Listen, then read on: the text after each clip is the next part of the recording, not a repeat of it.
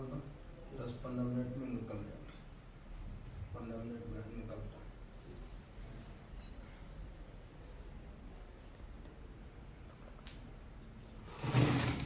बोलो श्यावर रामचंद्र की जय, हनुमान जी महाराज की जय, गौ माता की जय, सत्य सनातन धर्म की जय। नर्मदे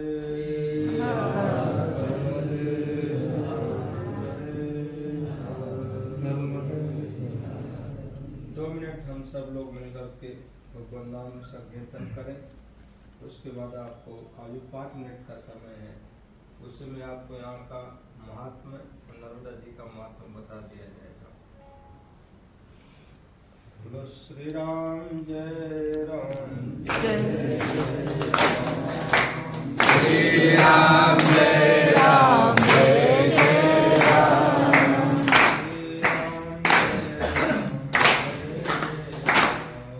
श्री राम जय राम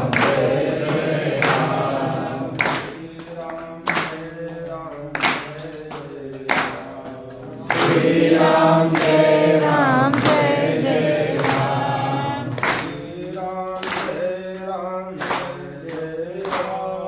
श्री राम जय राम जय जय राम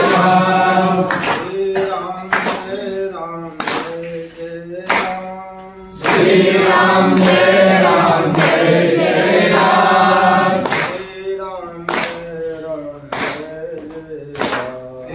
श्री राम जय राम जय जय राम श्री राम जय राम जय जय राम श्री राम जय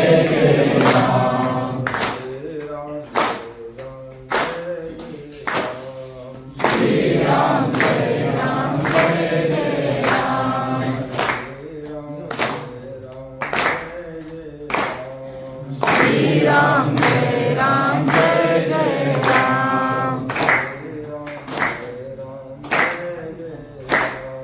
श्री राम जय राम जय जय राम श्री राम जय राम जय जय राम श्री राम जय राम जय जय राम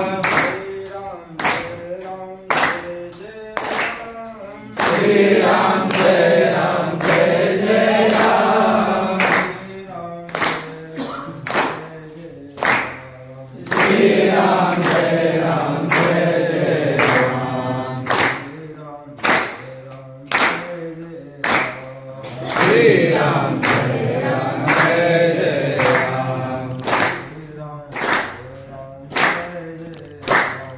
श्री राम जय राम जय जय राम जय हनुमान जी महाराज की जय।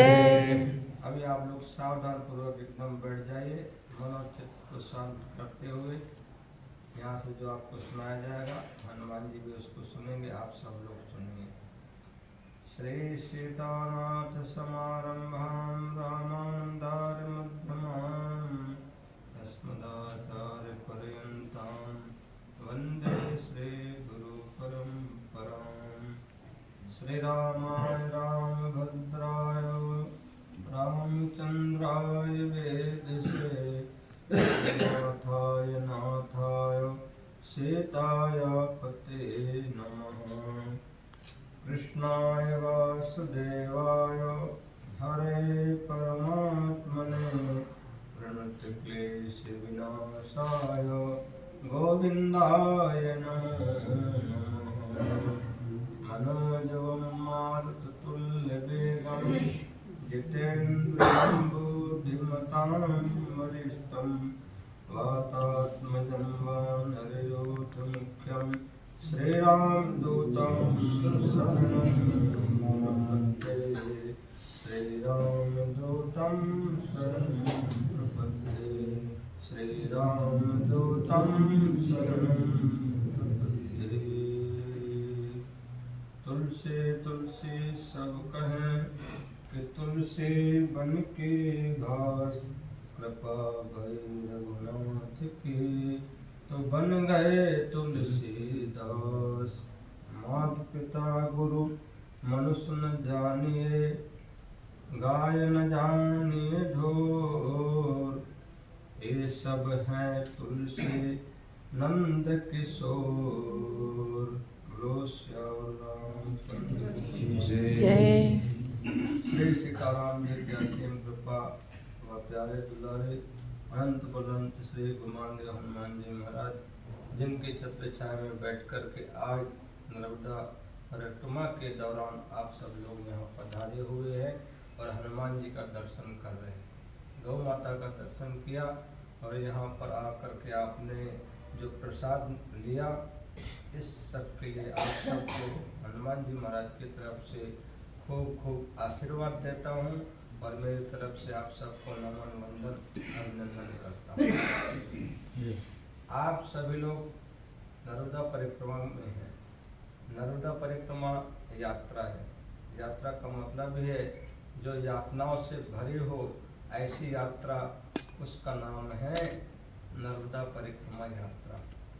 आप पैदल यात्रा कर रहे हैं ऐसा मुझे पता चला है, इसलिए आप यात्रा के दौरान जितना भी आपको कष्ट होगा उसी से आपको समझ जाना है कि आपकी यात्रा शुद्ध, परिपक्व और सफल रही है। इसलिए हमारे जीवन में हम सुख और दुख को दूर करके, अपने निजी निवास को छोड़ करके, निजी सुखों को छोड़ करके आपने जो अनुष्ठान लिया है मां नर्मदा परिक्रमा की यात्रा का, इस सचमुच आपके पूर्व जन्मों का ही सुख और उसका परिणाम है कि आपके मन में बहुत अच्छा भाव आया कि हम मां नर्मदा की परिक्रमा करें, तीर्थाटन करें, देवों का दर्शन करें, वेद अध्ययन करें, साधु संतों का दर्शन करें। ऐसा मन में भाव, ऐसी बुद्धि तभी आती है जब हमारे कई जन्मों के शुभ कर्मों के फल का उदय होता है, तभी हमारे मन में ऐसा भाव आता है। इसलिए इन भावों को मैं देखते हुए आप सबके अंदर मां नर्मदा स्वयं प्रतिष्ठित है, इसलिए मैं यहाँ से आप सबको बारंबार नमन और वंदन करता हूँ।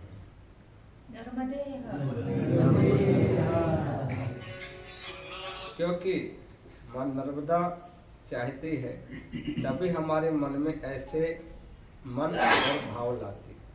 उसके बाद में मां नर्मदा अपने पास बुलाती और अपने पास बुलाने के बाद एन किन प्रकार किसी रूप में आपको दर्शन देती हैं, उस सबको पता नहीं चलता, पर मां नर्मदा हर एक परिक्रमावासी के साथ निरंतर छाया की तरह चलती हैं। इस सबको जानकारी होना चाहिए, उसी के बदौलत हम लोग मां नर्मदा परिक्रमा करने में सफल होते हैं। इसलिए हमारे जीवन का उद्देश्य है कि माता पिता, गुरु और अच्छे कर्मों का फल है कि हमको मनुष्य का शरीर मिला और मनुष्य के शरीर पाने के बाद हमको दूसरा लाभ मिला कि हम सब कुछ छोड़ करके मां नर्मदा का परिक्रमा कर रहे हैं। आप सबको कुछ न कुछ अनुभव जरूर हुआ होगा जब हमको यहाँ बैठ करके आप लोगों की सेवा से आनंद मिलता है। हनुमान जी कहते हैं जो भी इधर आए उसकी सेवा करो, उनको भी उससे आनंदित होता है। जो नर्मदा के किनारे परिक्रमा स्वयं करते होंगे उनको कितना आनंद, कितना भाव जागृत नहीं होगा और कितना मन में शांति नहीं मिलती होगी, ये कोई कहने का विषय नहीं है। ये तो स्वयं अनुभव और साक्षात करने का विषय है। इसलिए मां नर्मदा की विशेष कृपा है कि हम सबको मां नर्मदा अपने गोद में लेकर के, अपने हृदय में रख करके वो परिक्रमा का प्रावधान करते। इसलिए कोई भी कष्ट यदि हमारे जीवन में नहीं आता तो हमारा जीवन अधूरा है। संघर्ष नहीं आता तो भी हमारा जीवन अधूरा है। इसलिए जीवन का नाम संघर्ष है और यात्रा का नाम ही जो दुखों से, कांटों से भरा हुआ दुर्गम पथ है, उस पर यदि हम चले जा रहे हैं निरंतर, तो सचमुच ये समझना चाहिए कि ईश्वरीय कृपा और मां नर्मदा की कृपा हमारे साथ है। इसलिए आप सभी लोग वंदनीय हैं, दर्शनीय हैं। गोरे अच्छे बुरे भले कपड़ों का महत्व नहीं है, सबके अंदर मां नर्मदा बैठी है, उसका महत्व है। मुझको लोग दर्शन करते हैं, कहते बाप जी आप 2 शब्द सुना दो। ऐसा क्या कारण है? क्योंकि हम पूजा करते हैं हनुमान जी की। आप नर्मदा जी की परिक्रमा करते हैं, आप नर्मदा जी की पूजा करते हैं, तो आपके संसार पूजा करते हैं। अगर इसी परिस्थिति में हम निरंतर रहें तो इसी तरह से हमारे साथ सारे लोग व्यवहार कर सकते हैं। इसलिए हमको अनुभव और ज्ञान अर्जन करना चाहिए कि मानव शरीर और मानव का व्यवहार आचार किस तरह से संयमित और सुरक्षित रहे, ताकि हमको सब लोग प्यार करें, दुलार करें, हमसे स्नेह करें और हम सबको अपने जीवन से ज़्यादा प्रेम व्यवहार मोहब्बत दे सकें। ऐसा व्यवहार यदि कोई देता है तो मां नर्मदा हमको इसे नर्मदा के दर्शन स्नान से तो फल है ही, पर उसके पैदल चलने से हमको न जाने कितने ऐसे लोगों का संघर्ष, साक्षात ज्ञान अज्ञान मूर्ख चेतना जड़ सबका दर्शन और सबसे मुलाकात हो जाती है। ये यात्रा का एक प्रभाव है। जैसे जल गंदा होता है पर वो शीतल हो जाता है, स्वच्छ हो जाता है, साफ हो जाता है। क्यों हो जाता है? कि न जाने कितनी वनस्पतियों से, कितने पत्थरों से, कितने रेती से टकराता है तो गंदा पानी भी साफ हो जाता है और हम सब उसको पीने के लिए लायक बन जाता है और हम उसी का पान करते हैं। ऊपर में आपने देखा होगा हजारों नाले मां नर्मदा जी में मिले हुए। इस प्रकार से हमारे मन में कितने हजारों बुराइयां इस मन में भरी हैं, इसका यदि बायोग्राफी सोनोग्राफी किया जाए तो पता चलेगा कि जो मैं बोल रहा हूँ वो सच है कि अंदर में भरा हुआ वो सच है। पर बट इसके बावजूद भी हम नर्मदा का जल माँ के स्तनों से निकले हुए दुग्ध के समान समझते हैं, इसलिए हम उसको पीते हैं और उसका हमारे जीवन में प्रभाव वैसे ही पड़ता है जैसे माँ के दुग्ध के स्तन से पिया हुआ दूध का प्रभाव पड़ता है। हम वो नहीं देखते कि माँ कितनी गंदी है। माँ के अंदर वो ताकत है कि अपने आप में आने वाले प्रत्येक मूर्ख को, जड़ को, चेतन को, अच्छे को, बुरे को, सबको एक ही रंग बना देती है और सबको अच्छा बना करके समाज के लिए काम करे, वो ज्ञान देती है। इसलिए मां नर्मदा का जल में कितनी ताकत है हम समझ सकते हैं। इसलिए हमको ये नहीं देखना कि हमारे अंदर ये बुराई है। बुराई तो हमको भगवान को समर्पित करना ही करना है, क्योंकि वो बुराई को लेने वाला एकमात्र यदि है संसार में तो सिर्फ ईश्वर है, भगवान है, मां नर्मदा है। सबको अच्छाई चाहिए, सबको सुंदरता चाहिए, सबको सुख चाहिए, सबको वैभव चाहिए, और हमारी गंदगी कौन लेगा? हमारी बुराई कौन स्वीकार करेगा? हमारे दुर्गुणों को कौन ग्रहण करेगा? तो सिर्फ भगवान है, मां नर्मदा है कि हमको सब कुछ स्वीकार करने के बाद एक अच्छा बना देती है, पवित्र बना देती है। इसलिए मां नर्मदा की परिक्रमा हम सबको करना चाहिए। मैं भी कई वर्षों से विचार रहा हूँ कि मां नर्मदा कभी आप परिक्रमा कराओगी। कितने वर्षों से अभी भी विचाराधीन प्रकरण चल रहा है, पर नर्मदा माँ की जब कृपा होगी तभी हम लोग माँ की परिक्रमा कर पाए। परसों एक यहाँ चमत्कार हुआ। एक संत आए थे उड़ीसा जगन्नाथपुरी, मेरे जैसे थे। मैंने उनको पूछा महाराज जी कहाँ से पधारे? कहा उड़ीसा जगन्नाथपुरी। जगन्नाथपुरी के पीछे जस्ट हमारा मंदिर है। चलो भाई, जगन्नाथ भगवान स्वयं मां नर्मदा के किनारे आए दर्शन करने, यात्रा करने। हमको तो ऐसा लगा कि जगन्नाथ भगवान ही हमको दर्शन देने यहाँ पर आ गए।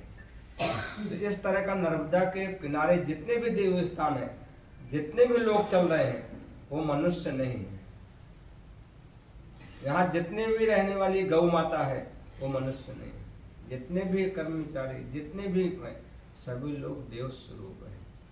देव स्वरूप का मतलब है जो देना जाने, अच्छा व्यवहार करना जाने, अच्छी वाणी बोले वो देवता है। इसलिए ऐसे संतों का जो दर्शन हमको यहाँ घर बैठे हो जाता है वो माँ नर्मदा जी की ही कृपा है। इसलिए मंदिरों पे आना। और गुमानदेव हनुमान जी महाराज का आपने उत्कंठा जागृत की बहन जी ने कि हमको 2 क्षण इनका कथा, इतिहास नहीं, इतिहास तो राजाओं का होता है, पर कथा भगवान की हो। कथा से हमारी व्यथा जीवन की दूर होती है, इसलिए उसका नाम कथा है। इसलिए इसका हिस्ट्री नहीं है, इसका कथा है। ये हनुमान जी महाराज हमारे 650 वर्ष से यहाँ पर ध्यान अवस्था में विराजित है, जिनको साक्षात दर्शन बाबा श्री गुलाबदास जी महाराज, आप पीछे नाम देख रहे हैं ऊपर लिखा हुआ है, उनको दर्शन हनुमान जी महाराज ने दिया था। उस दर्शन के दौरान उन्होंने मांगा था कि कुछ आप मांगिए, तो बाबा ने एक ही वस्तु मांगी, जहाँ जो आए उसी मनोकामना पूर्ण हो और सबको रोटी की कमी ना हो। वही परंपरा हनुमान जी महाराज की दया से निर्वहन हो रही है। और हनुमान जी महाराज सबको भोजन भी देते हैं, भूख भी मिटाते हैं और मन की भूख भी मिटा देते हैं। ये हनुमान जी के दर्शन का प्रत्यक्ष प्रभाव है। क्योंकि तन की भूख तो कोई भी मिटा सकता है, और मन की भूख तो सिर्फ भगवान परमात्मा ही मिटा सकता है। इसलिए मां नर्मदा उदार है। चलते फिरते यदि कोई शक्ति है इस धरातल में तो सिर्फ नर्मदा माँ है। इसलिए नर्मदा जी का इतने कोसों की परिक्रमा अविरत हजारों वर्षों से चली आ रही है। उसी नर्मदा जी के दक्षिण तट पर आप जहाँ बैठे हैं, ये अति रमणीय, अति पौराणिक नर्मदा पुराण में भी गुमानदेव हनुमान जी महाराज का विशेष वर्णन किया गया है। इसलिए हनुमान जी दक्षिण तट पर बैठे हुए हैं। जो भी यहाँ नर्मदा परिक्रमा से आते हैं उनको दर्शन के साथ साथ प्रसाद भी हनुमान जी। आज आप लोगों ने देखा होगा कि गांव-गांव में नर्मदा परिक्रमावासियों की सेवा हो रही है। सबको यथाशक्ति उपलब्ध सामान कराया जा रहा है। पर मैंने देखा है, और उसके पहले जो हमारे गुरुजी थे वो कहा करते थे कि बेटा राजपीपला से लेकर के यानी केवड़िया डैम से लेकर के यहाँ तक उस समय कोई व्यवस्था नहीं थी नर्मदा परिक्रमावासियों। सिर्फ गुमानदेव 40 किलोमीटर के बाद आता था, और जहाँ पर नग्न होकर के नर्मदा परिक्रमावासी आते थे उनको सिर्फ वस्त्र दिया जाता था और सदा व्रत दिया जाता था। क्योंकि इसके बाद भी मां नर्मदा आपको निर्वस्त्र कर देगी। आपके पास जो भी है, धन है, जवाहरात है, सोना चांदी है, वस्त्र है, कपड़े हैं, पैसा रुपया, सब वो लोग लूट लेंगे। वहां से सिर्फ आगे आ पाओगे तो निर्वस्त्र अवस्था में। मैंने अपने आंखों से संतों को देखा है आते हुए। यहाँ से उनको लंगोटी दी जाती थी, कपड़े दिए जाते थे।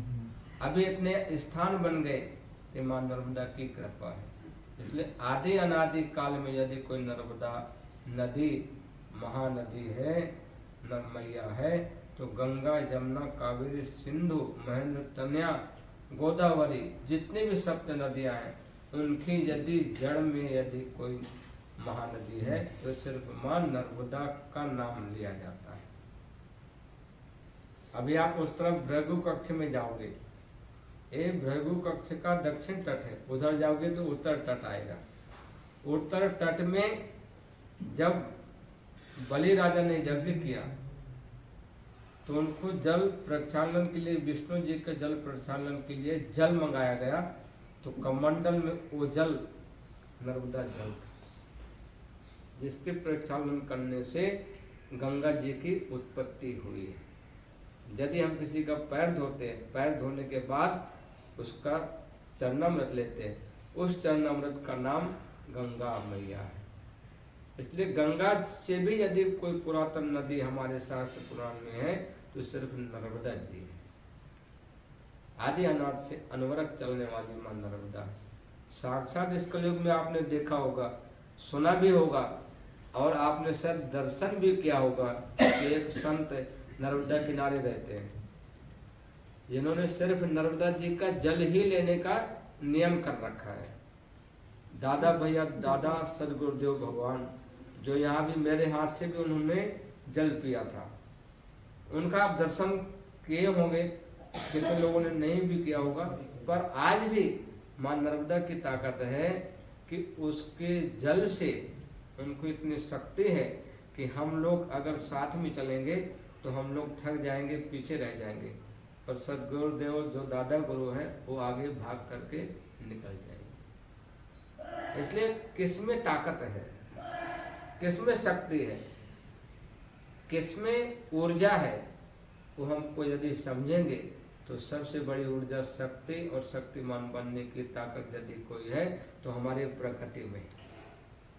और प्रकृति से जो मनुष्य जुड़ता है वो हमेशा स्वस्थ रहता है। उसको दवा सूर्य नमस्कार करते हैं, माँ नर्मदा का जल लेते हैं। क्यों लेते हैं? कि हमको उनके साथ रहना है। इसलिए आप सभी लोग बहुत धन भागी, बड़ भागी हैं और कर्म योगी हैं कि आप पैदल चल करके माँ नर्मदा की यात्रा कर रहे हैं। इसलिए आप सबको मैं बारंबार यहाँ से व्यासपीठ से आशीर्वाद भी देता हूँ, आप सबको नमन वंदन अभिनंदन भी करता हूँ कि आप पूर्णतः स्वस्थ रहें और प्रसन्न चित्त से ही माँ नर्मदा की परिक्रमा एक बार नहीं, 2 बार नहीं, कई बार आप माँ नर्मदा की परिक्रमा करें। ऐसा माँ नर्मदा आपको सामर्थ्य और शक्ति दे। नर्मदे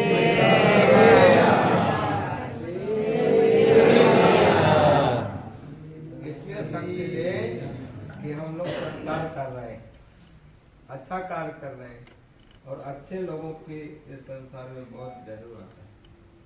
आपने बागेश्वर वाले बाबा को भी देखा होगा, कितने लोगों ने देखा है? कितने लोगों ने देखा है? पागल ही है। आप ध्यान दीजिए कि ये वो क्या कह रहे हैं, क्या कर रहे हैं। आखिर एक युवा शक्ति है, आप में भी सब युवाएं हैं यहाँ, आप भैया बैठे, बहन जी बैठे, इनको क्या जरूरत है नर्मदा की? क्या जरूरत है? पर बट अगर इस उधर से हट करके मन लग गया तो समझ जाने का सब कुछ हमको मिल चुका। आज क्या दशा हो रही है आप समाचार देख रहे हैं। कल मैं वापी में था, एक भक्तों को आशीर्वाद देने गया था, लग्न था, पर वहाँ मैंने देखा कि हिंदू के ऊपर कितना अत्याचार हो रहा है। बांग्लादेश में हिंदुओं को जलाया जा रहा है, जो हमारे इतिहास में हम हिंदुओं से कभी भी नहीं हो सकता। इतनी ताकत, इतनी शक्ति, इतनी सत्ता यदि आज हिंदू चाहे तो इनका नामो निशान भारत से मिट सकता है। वहाँ तो खाली 2-4 लाख ही मरेंगे, पर यहाँ तो करोड़ों करोड़ों, एक घर में अगर 10-10 हिंदू घुसेगा तो मार डालेंगे, पर वो हमसे नहीं हो सकता, पर वहाँ पर हो रहा है। अल्पसंख्यक हिंदू को अल्पसंख्यक के नाम पर उनको मारा जा रहा है, उनको कट्टरवादी पंथ में गिनती हो रही है। क्या कारण है? हमारी संस्कृति उदार है कि उनकी संस्कृति उदार है, ये समझने की जरूरत है। इसलिए आज जो युवा संत पंडित धीरेन्द्र शास्त्री जी कर रहे हैं, वो सिर्फ सनातन को जगाने के साथ साथ बताना चाहते हैं कि आपके हिंदुओं की यदि ऐसी दशा हो रही है तो आगे क्या दशा होगी। हमारे यहाँ किसी भी बहू बेटी को ऐसा नहीं किया जाता, किसी के ऊपर हथियार नहीं चलाया जा सकता, किसी निर्दोष को मारा नहीं जा सकता, पर आप वहाँ देख रहे हैं। मैं स्वयं असम में गया था, गुवाहाटी गया, आरएसएस के उसमें भाग लिया अभी सितंबर में, पर वहाँ स्थिति बिल्कुल वही है कि भाई बांग्लादेश के लोग कब क्या कर सकते हैं। इसलिए हम नर्मदा परिक्रमा के साथ साथ 2-4 लोगों को तो जरूर इसका ज्ञान दें कि हमारी संस्कृति से आप मिलो, जुड़ो और उस संस्कृति को अपनाओ, ताकि आपके अंदर जो अत्याचार, पापाचार, दुराचार भरा हुआ है दुष्कर्म करने का, उससे आप दूर हो सकते हो। इस पैदल यात्रा का यही उनका उद्देश्य है। मुझे भी वहां जाना था, पर कल उनका लास्ट दिन है, मैं नहीं पहुंच सकता। पर बट हम लोगों को जो सिखाया गया है, हम लोग धार्मिक एक स्थिति पैदा करती है कि धार्मिक व्यक्ति कितना चरित्रवान, कितना दया भाव रह सकता है। यदि उसी तरह की प्रक्रिया चलती रही तो फिर हिंदू लोगों को एक मुसलमान के ऊपर 100 हिंदू चढ़ेगा तो भी हिंदू ज़्यादा पड़ेगा।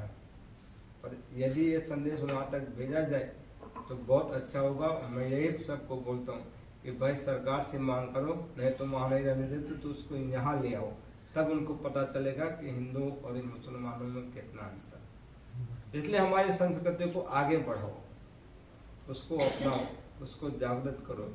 यही हमारे युवा हमारी प्रिय बहन जी, ये बहन जी, सब लोग जो बुजुर्ग हैं उनका आशीर्वाद चाहिए, युवाओं का समर्थन और उनकी शक्ति, हमको सब कुछ चाहिए, तभी हो सकता है। मुसलमान भी आकर बैठ कर के सुने, अगर उनके अंदर ताकत है तो बांग्लादेश वालों को बता दें कि हम यदि जब तक सुरक्षित हैं तब तक वहाँ तुम लोग सुरक्षित रहोगे। अगर वहाँ सुरक्षित पैदा की स्थिति हिंदुओं की तो हम लोगों को उसी दिन यहाँ पर काट दिया जाएगा। जब तक हम ये संदेश नहीं देंगे तब तक वहाँ के लोगों को सुरक्षा मिलने वाली नहीं है। इसलिए हमारी सरकार को चाहिए कि तुरंत ऐसा ठोस कदम, हमको भरोसा दे कि हमारे हिंदुओं की रक्षा करने का